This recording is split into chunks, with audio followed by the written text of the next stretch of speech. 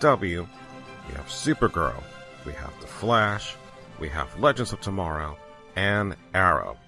So for this podcast, I'm planning to review all 4 episodes of each show for this past week that aired its premiere.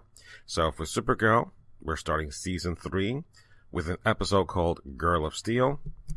And then we have Flash season 4 called The Flash Reborn. And then we have Legends of Tomorrow starting season 3 called A Rubicon. And season 6 of Arrow called Fallout. I'm going to record my thoughts after each episode that I watch. Very similar to what I did with the Heroes vs. Aliens podcast. So hopefully Supergirl won't be the letdown like it did last time. But in any case, I'm really happy about the fact that we have all these heroes coming back for another season. And I'll be back in a moment to give you my first review of Supergirl. The decision I made,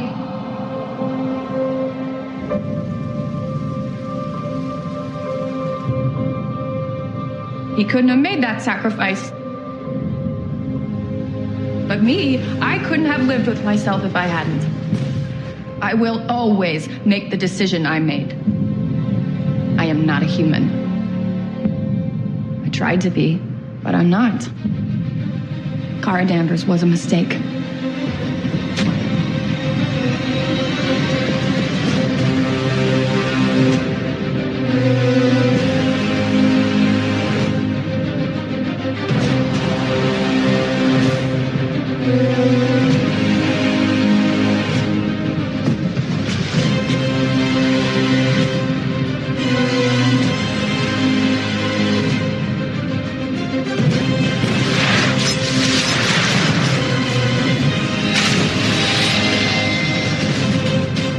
Regret the day you screwed me, because now you have all of my attention.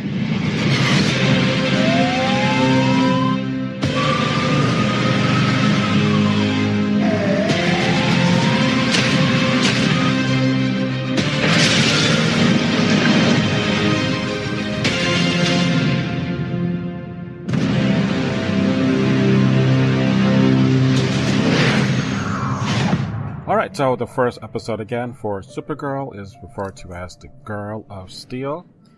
We have the opening in which she is having, I guess, a dream sequence in which her hand is gliding over these tall grass, wheat field things that I'm just like, I've seen that thing done too many times, starting with Gladiator.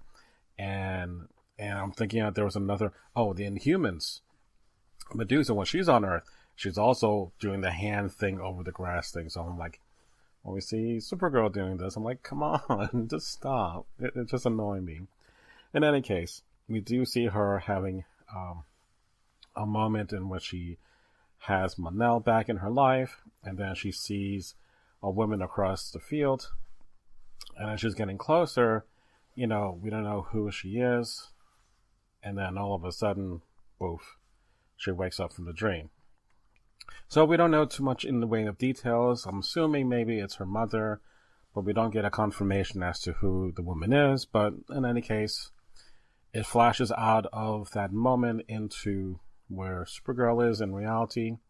And in a kind of a nice moment in which this was done before in, I think, Man of Steel and even The Return of Superman, in which Supergirl is floating and hovering in air.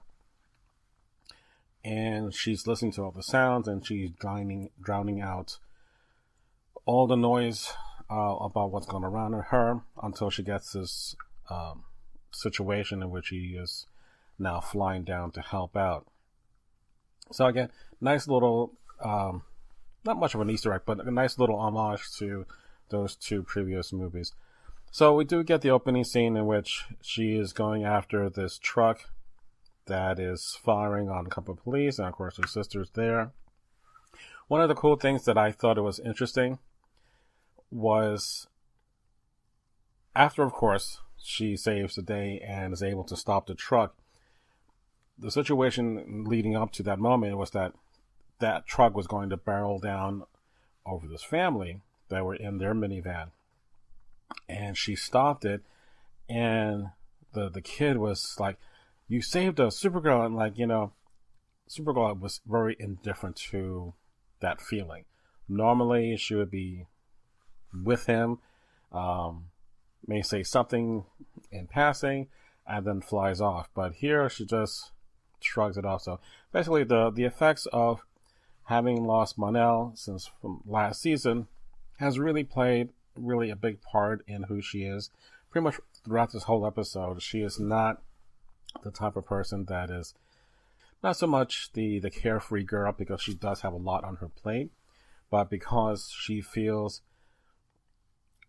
a bit of sadness on her part that everyone else is living their life.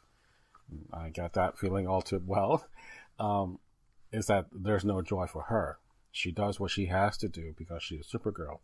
But outside of that, there's nothing else for her to do. Even though she's amongst friends, and they made reference to, the party that we have, to get drinks, whatever, you never come anymore.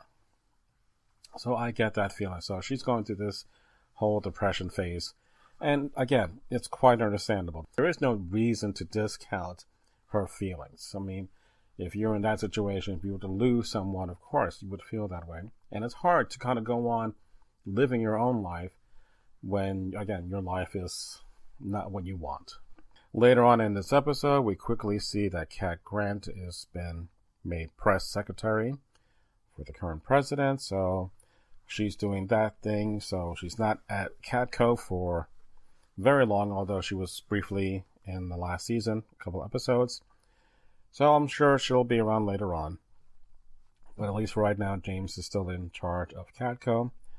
And the other big thing is that we have Alex and Maggie, who eventually are going to get married, but because of the situation that Maggie doesn't want to have a large wedding, is because of the fact that she doesn't have her father walk down the aisle with her to give her away. And of course, that honor, she does go to John to actually ask that favor of him. And it was a really beautiful and touching moment because of those two characters having kind of their own way a father and daughter relationship, even though it's more of a working relationship, but they have gone close together in that kind of sense. Now, the other thing is that the B plot is having to do with with Morgan Edge and Lena Luthor. Since Catco looks like was going to be up for sale, Edge was going to buy it out.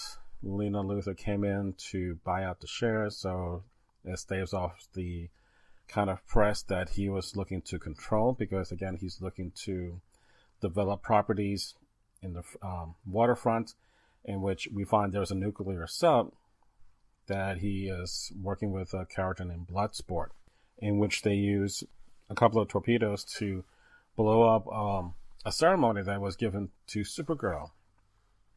Now, the other situation within that situation, there was a girl who bumped into Maggie, and the parent went after her and said, "You need to apologize to her," and so forth. So we have a quick little moment about them, but they were just there to see the Supergirl ceremony.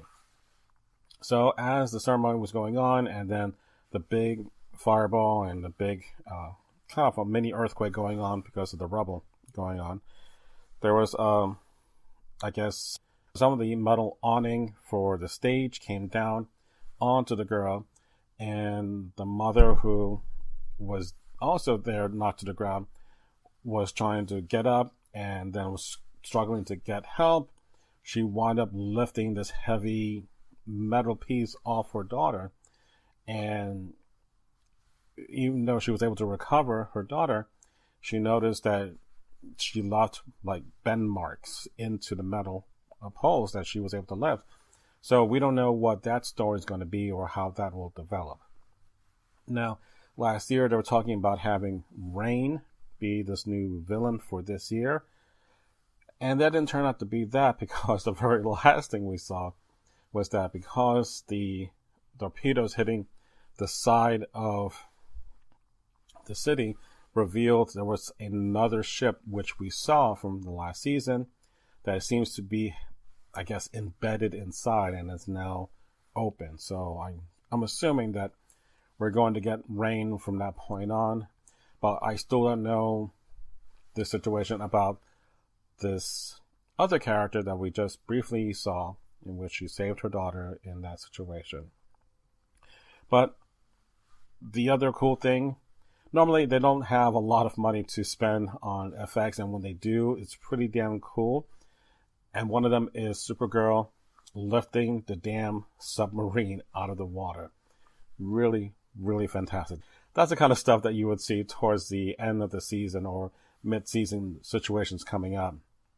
But really, a really good episode, and not that I always want to see Supergirl in a very dark place, but it's a nice change of pace to have a situation in which she's not happy about, in which she has all these powers, and yet the very simple thing about what she can't do to correct it, she can't fix herself.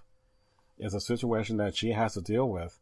And I think that's the frustration, that it's hurting her more, that, you know, when there's someone in trouble, she can fly and lift up, you know, objects or put out fires or whatever it is. This is something that's brand new to her. She's never been in love. So I'm hoping eventually that Mon-El will be able to come back, but until that lead line atmosphere that was launched to put out all the Daxamites out, that they'll figure out a way to get Mon-El back. So overall, a very cool episode. I'm very happy to see Supergirl once more. I'm looking really forward to what's going to happen for this season, as well as the crossover episodes, which I just heard recently, but I'm not going to give any spoilers as to what's going on. But again, it is coming very, very soon. So let's move on to The Flash and the first episode of season 4, called The Flash Reborn.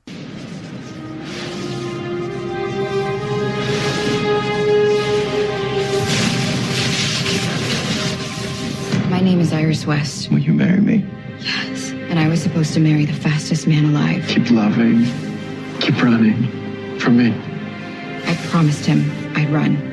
So that's what I've been doing. Running. As fast as I can.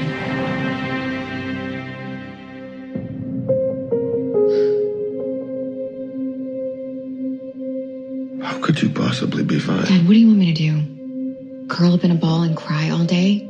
Sometimes I feel like if I believe in something hard enough, that'll make it real. I miss my friend. Barry's not coming back? You don't know that. Barry told me to be strong. I'm being strong. Guys, what are we looking at? Expecting someone else? Hey. I don't understand. This should have worked. Dead bang, fellas. Please to the pilot! You're up against some bad hombres. And what do you think you're gonna do against us with a sword?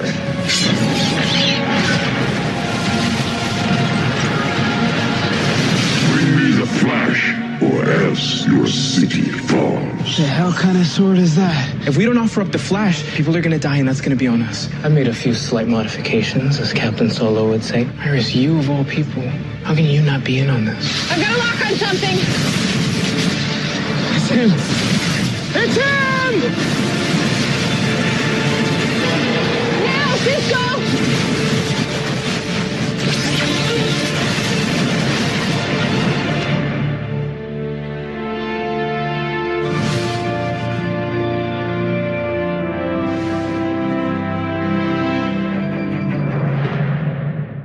So now we are on to The Flash, Season 4, Episode 1.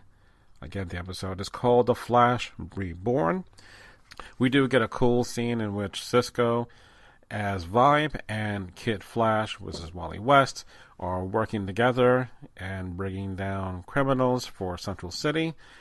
And at the helm of all this, we have Iris, who, after Barry has left. It's now 6 months since the incident from last season. Has been kind of not so much the brains behind the organization, but she is the central lead in which she coordinates her father, Wally, and Cisco into making sure that in the absence of the Flash, that there is some type of semblance, some organization that of similar to Team Flash.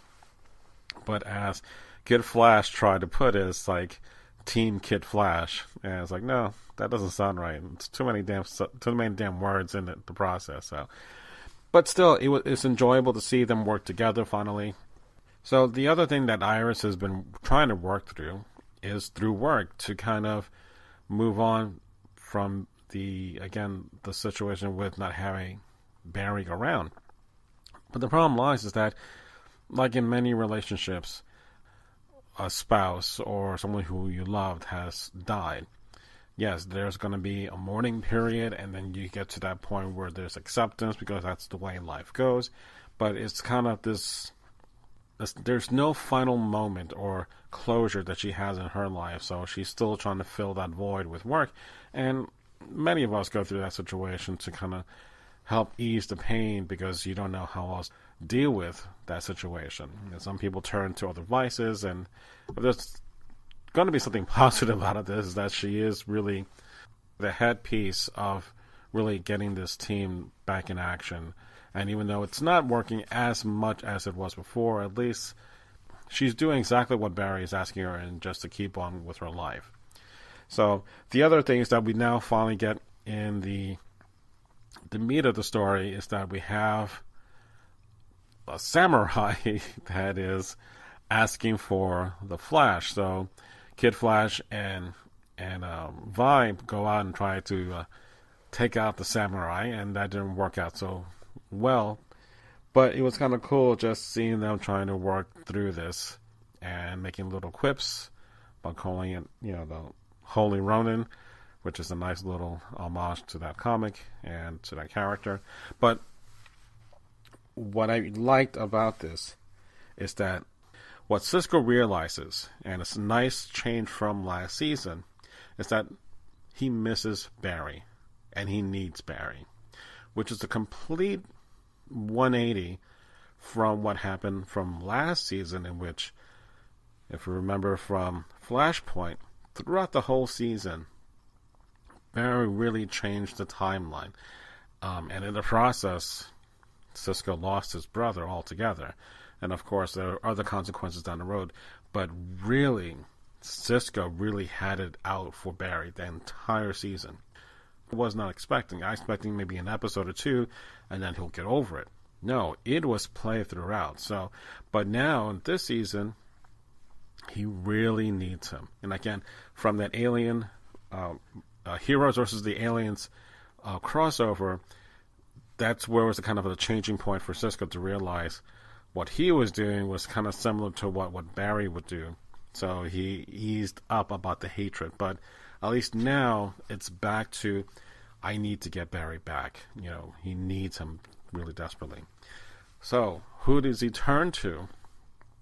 He finds out that Caitlin's working in a bar, who is not really Killer Frost, but she is working in a bar. So the two of them talk briefly, and he encourages her to come back to help get Barry out of the Speed Force, in which they kind of do. They were not expecting the immediate release of Barry. Well, they were expecting the immediate release of Barry at the location they were at, in which harkens back to the testing area in which, from season 1, that he was being kind of like a runway that they were using for Barry to test out his running abilities. But that didn't happen. Somehow, he got ejected from the Speed Force and was far from the city, and he was completely naked and had a beard. We find out Barry basically really skitzing out and is having a hard time processing language, so he's starting to write this kind of weird cryptology symbols and forms. And he said this is a new way of thinking about physics and all this, but he is just not the Barry that we all know. What Cisco was trying to think about Barry's situation is that maybe he's so far advanced from everyone else, is that maybe he had the answers to life, the universe, and everything. In which Caitlin replied, so this is Barry's way of telling that the answer is 42, which is a beautiful reference to The Hitchhiker's Guide to the Galaxy. So if you know that book and you know that reference, it makes complete sense. And I'm not going to go into the details because I'm assuming you read the book. But the moment right after that, Cisco takes a moment, says, I really have missed you. And that kind of connection, I totally get. So the other day, there was this t-shirt that was on sale, or at least being advertised on Facebook. And it says all I care about is Star Trek and like maybe 3 people and food.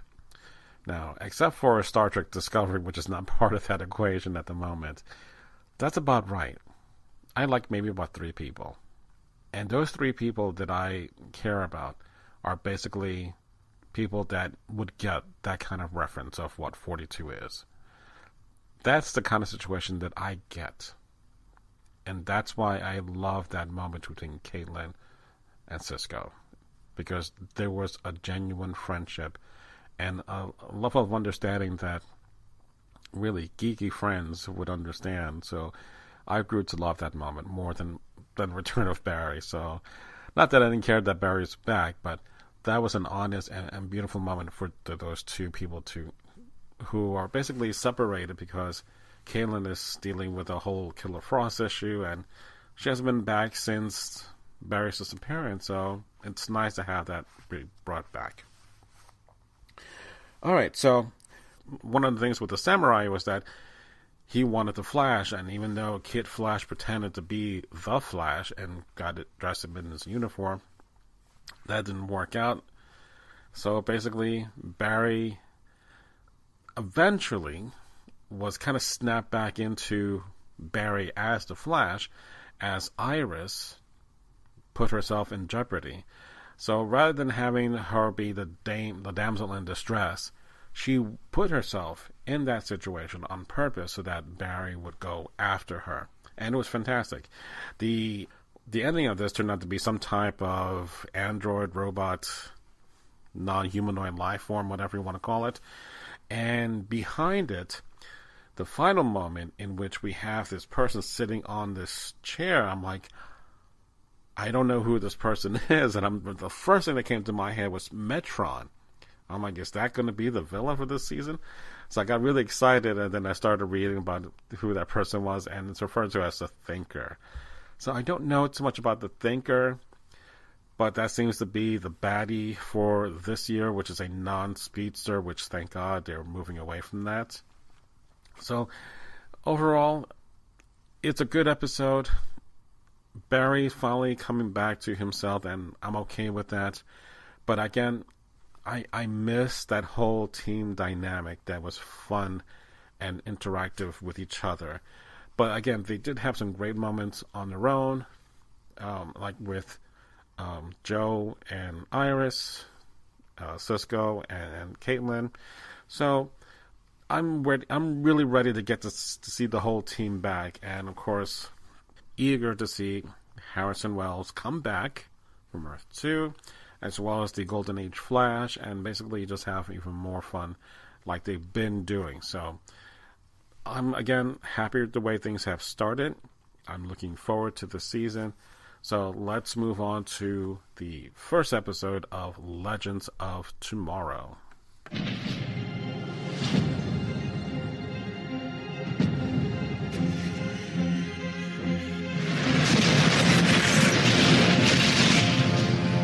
Guys, I think we broke time. Each of these dots represents an anachronism. It's going to take a lifetime to clean these up, maybe several. Which is why your services are no longer required. The Time Bureau is capable of getting the job done without the mess. You and your sorry excuse for a team could never handle it. We're about to find out. one and all, to the best show on earth. We're bringing the circus to the circus. I clown. You three released a giant saber-toothed tiger. I always wanted to go to Vietnam. Welcome to my kingdom. If I die today because of a telepathic gorilla, I'm going to be very upset. A lot of coursework, Tinseltown, because we are going to save Hollywood. There's only one woman in history who has this effect on men. The one and only Helen of Troy. Adore.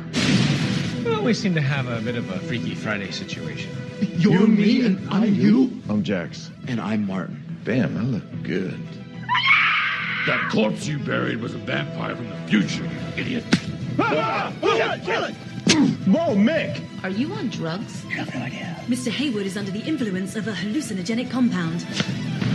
The legends have things under control. Using your team to fix anything is like doing brain surgery with a chainsaw.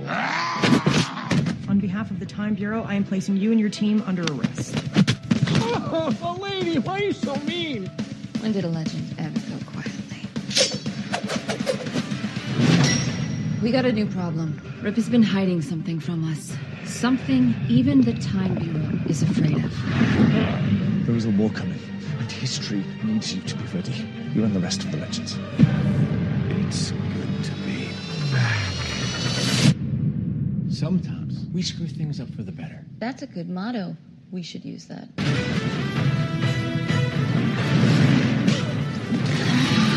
I really love this show.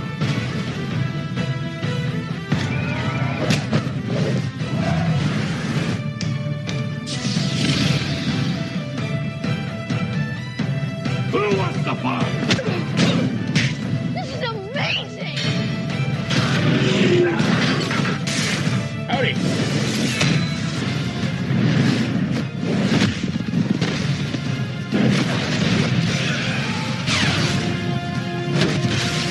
We're a team of outcasts and misfits. You're one of us.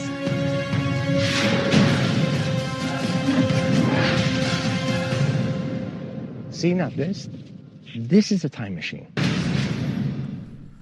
All right, so we are now going on to Legends of Tomorrow, Season 3, Episode 1, entitled A Rubicon, which I guess it's a reference to Caesar crossing the Rubicon, I guess. So this episode picks up from the end of Season 2, in which time is broken. We see Big Ben in the city. We see dinosaurs. Basically, everything is run amok. So, to the rescue, we get the newly created Time Bureau by Rip Hunter, which is kind of cool. So he is now replacing the Time Masters that we saw from Season 1, but it turns out to be more like Men in Black-ish because they have the little memory wipe gun instead of the stick. But it's okay. I go along with that without a problem.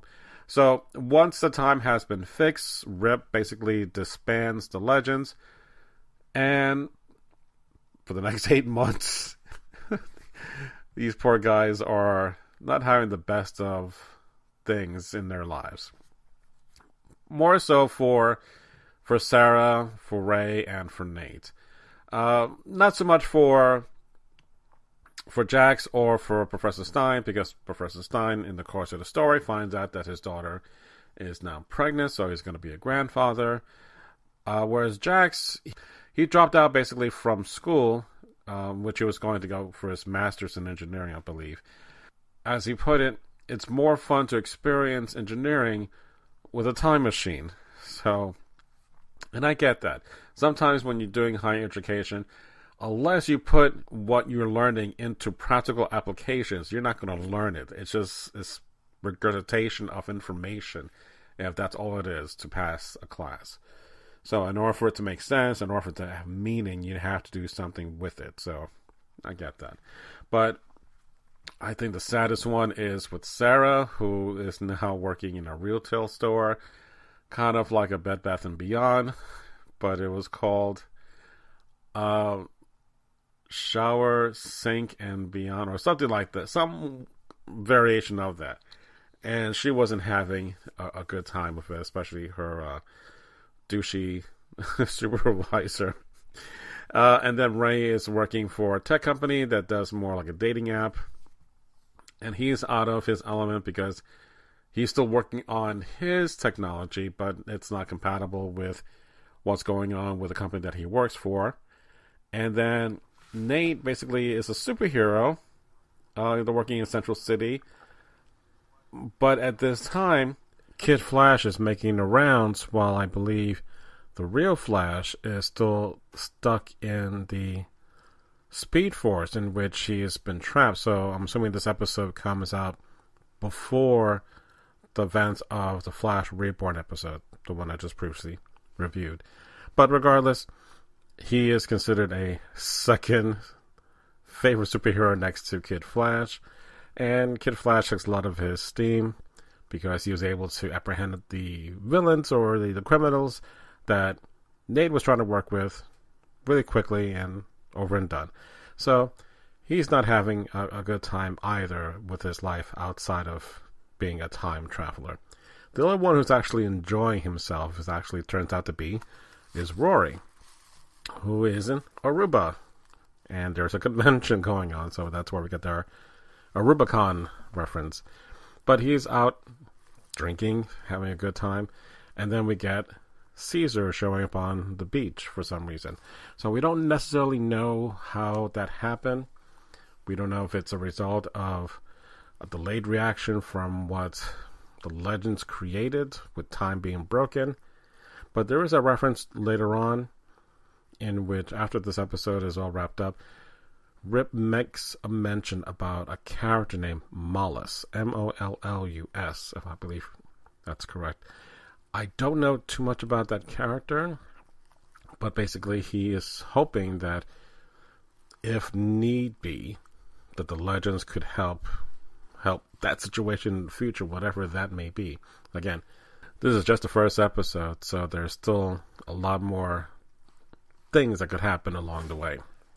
So the whole basis of this episode goes back to the fact that Rory is the one that finds Caesar in Aruba. So he calls up Sarah, who then quits her job and gets the legends together basically to commandeer the Wave Rider and then off to Aruba. So a couple of cool things that I liked about this. Again, it's these little moments in which characters like Rory, who has been one of my favorites, is holding up Caesar being tied up, and he's eating his salad, and he's eating it, and he just makes this reference like, "Your salad sucks," referring to the Caesar salad, which is fantastic. Again, Rory doesn't have to deliver much except these one type of snarky remarks every once in a while. I'm happy as can be. And of course, when the team finally gets back together, they have this discussion that leads up into their new motto that sometimes we screw things up for the better, which I love. And then finally, when at the end of the episode, when they captured Caesar, and then Professor Stein says, we saw, and then it was Ray and Nate going, and we kicked Caesar's ass, which is a perfect moment for the Ghostbusters reference right there. But the two of them geeking out at that moment, again, fantastic. I love that. So one of the other dumb moments that I hate, not really a whole lot, but the one is that when Sarah visits the Caesar in prison, she has the door open for no apparent reason other than to have a face-to-face discussion and for him to make some kind of gesture to have her become his queen. And it's like, it's pointless. But she pushes him back, door closes, and that's it. So why are you doing this? Considering how much I see the team respects her, even Rory calls her boss, everyone looks towards her as the leader. So this was just one of those weird things, like, why is she doing this dumb thing when she's the smartest one or the leader of the group? So the other moment I loved is that before Caesar was able to change history, Caesar got his mind wiped, but he was going to, Nate was going to take a selfie with Caesar. Another great moment that I loved. So, again, it's always a lot of fun watching them interplay with each other and make these goofy references that nerds like me get. So I am having a fantastic time. So at the end, we do finally get Amaya, who is now channeling even more power than before. Because before, she would only be able to tap into one specific animal. And then that animal would then inhabit her body. And then she was able to fight with those abilities of that animal. But here she's projecting multiple animals and then sending them off on their way. So she's not even physically fighting them. She is channeling these animals and like force projecting these animals onto the victims, which are the soldiers raiding her village. So curious to see how this all plays out. I want to see how Mollis comes into the scheme of things in season 3. So again, a fantastic episode that I've enjoyed, and can't wait to see what happens for the rest of season 3. So let's get moved on to finally Arrow season 6 episode 1, called Fallout.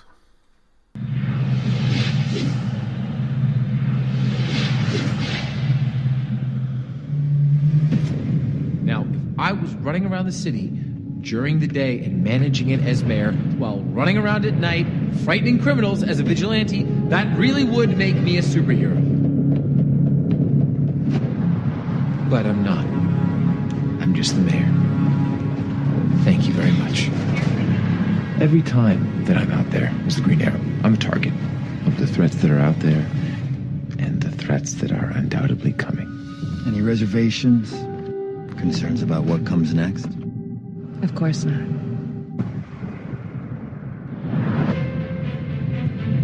Want to tell me what happened? No. I don't know how to read you. You've had trouble fitting in at this age. What? What are you talking about? I ain't Tommy. I wouldn't call having a friend who helps you get into trouble fitting in. This is for real, isn't it? Me being around more? And not the other guy? You know something maybe a mayor should not know?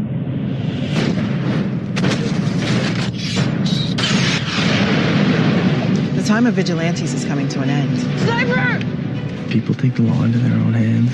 We've got anarchy. Run! Bad news is that you won't be able to scream anymore, but the good news is you'll be too dead to care. You showed me a long time ago there were no true heroes or villains, only winners and losers, and I know which I want to be. An eye for an eye. I appreciate the meeting. I know that trust doesn't come easy, but you're the only person who can help. I am sorry, kid. Slade!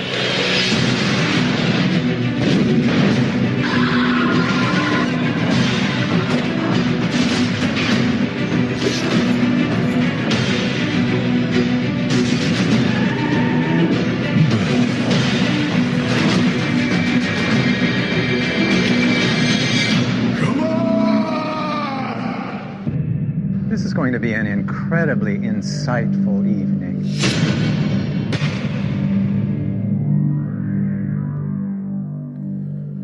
All right, so we are now finally on the last episode of this podcast, in which I'm going to be talking about Arrow.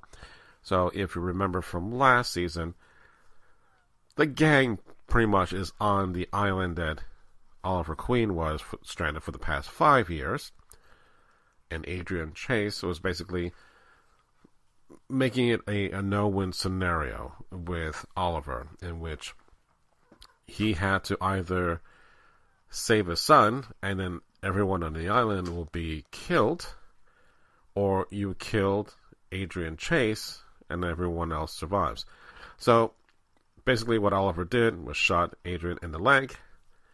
He was able to save his son, but then he pulled a gun, shot himself, and since he was a dead man switch, kabooey, the whole island goes up in flames. Good ending? Can't wait to see how it all ends. Who survives? So the first episode we get 5 months later. Okay. I'm kind of nervous about this because after 5 years, my thinking was that we didn't have to worry about the damn island anymore, right? At all. No more island. No more flashbacks. First 2 seasons, fine. I got that. And I was on board with that. Third season, when he goes up to Hong Kong, it gets worse. Fourth season, a little better, but not that much. But at least the 5th season, it had to tie in the end of the 5 years of him being on the island to what happened in the first episode. So it did its job. So there's no reason for us to go back to the damn island. Except we're zooming 5 months in the future. Or 5 months later from that last episode. And here's the problem. We get an opening scene in which Arrow is fighting a bunch of bad guys on a dock. Obvious, because he wasn't on the island. Of course he would survive. But then he's talking to other people. And we see Diggle. Okay, he survived. Then we get Wild Dog. He survived. Okay. That's good. And then later on in the episode, we get Mr. Terrific, who is still alive. Okay. But then, 3 minutes in to that first episode, I can't believe you're doing this. You're flashing back to the island again. This is what you're going to be doing for season 6? You're going to flash back to the island. Oh my god. Seriously.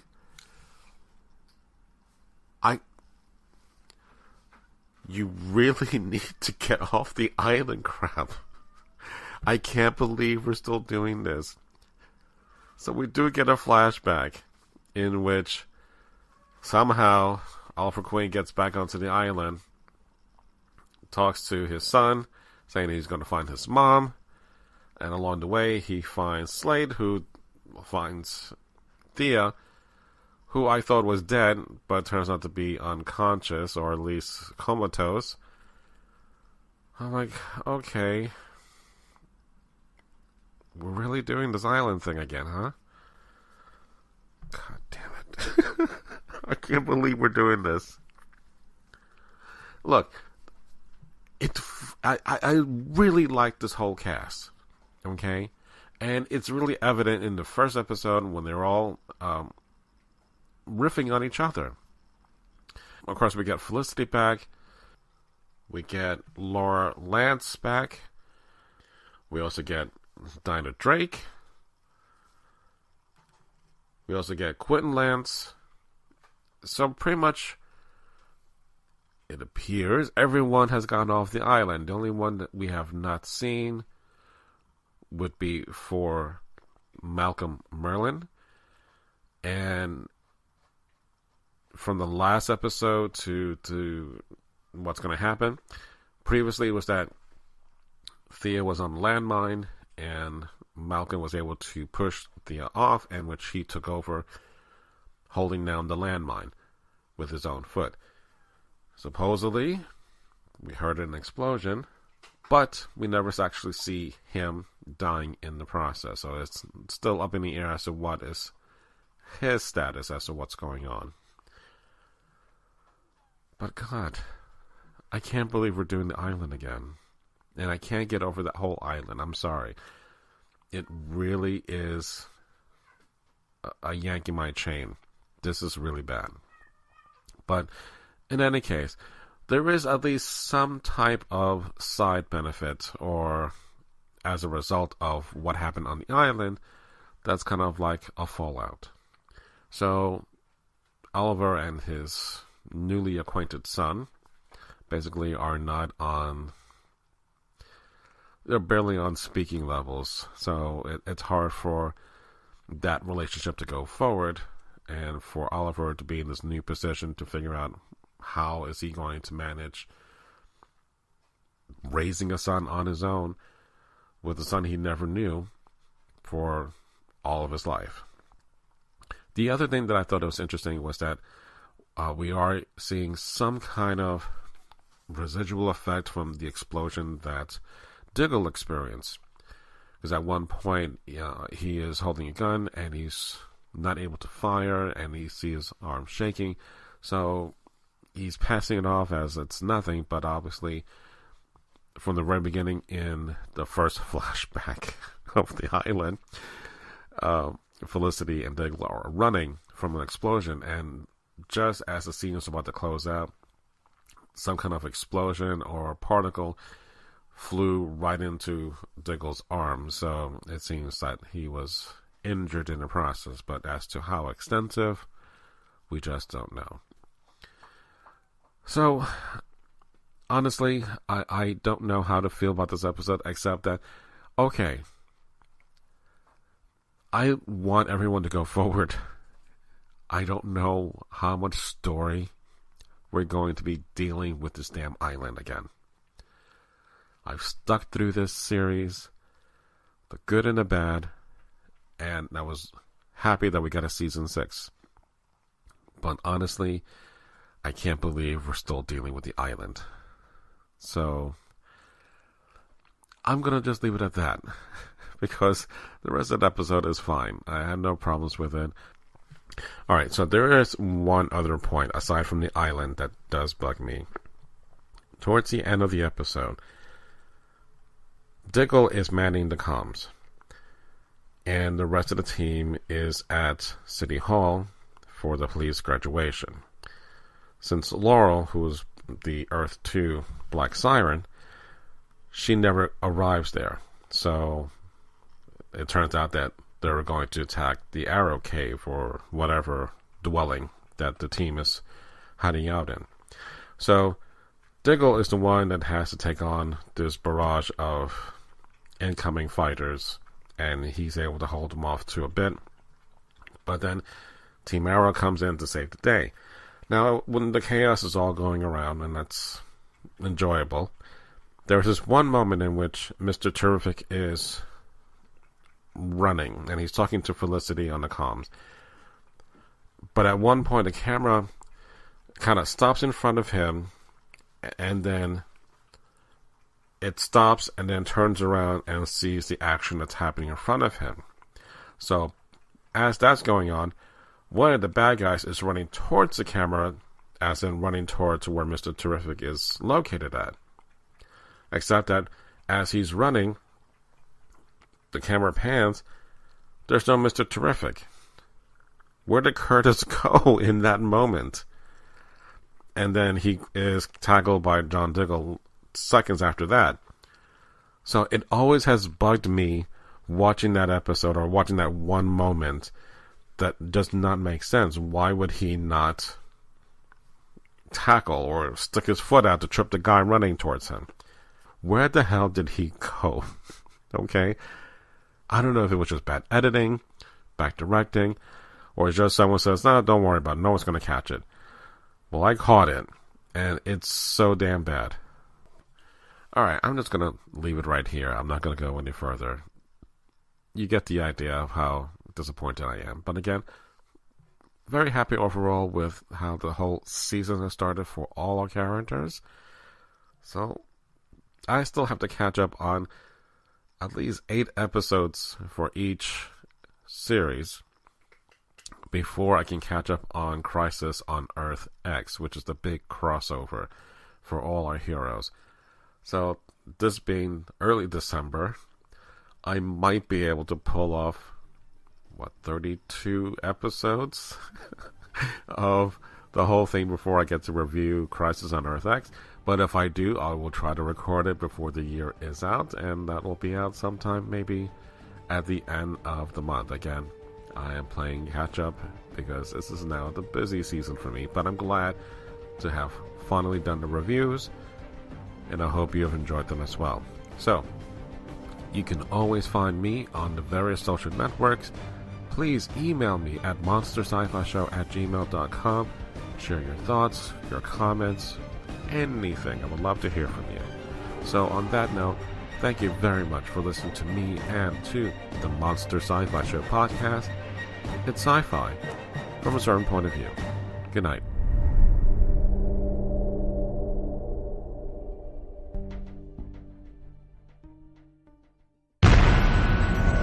This has been a broadcast of the ESO Network, your station for all things geek, classic, current, and beyond. Be part of the crew at ESONetwork.com.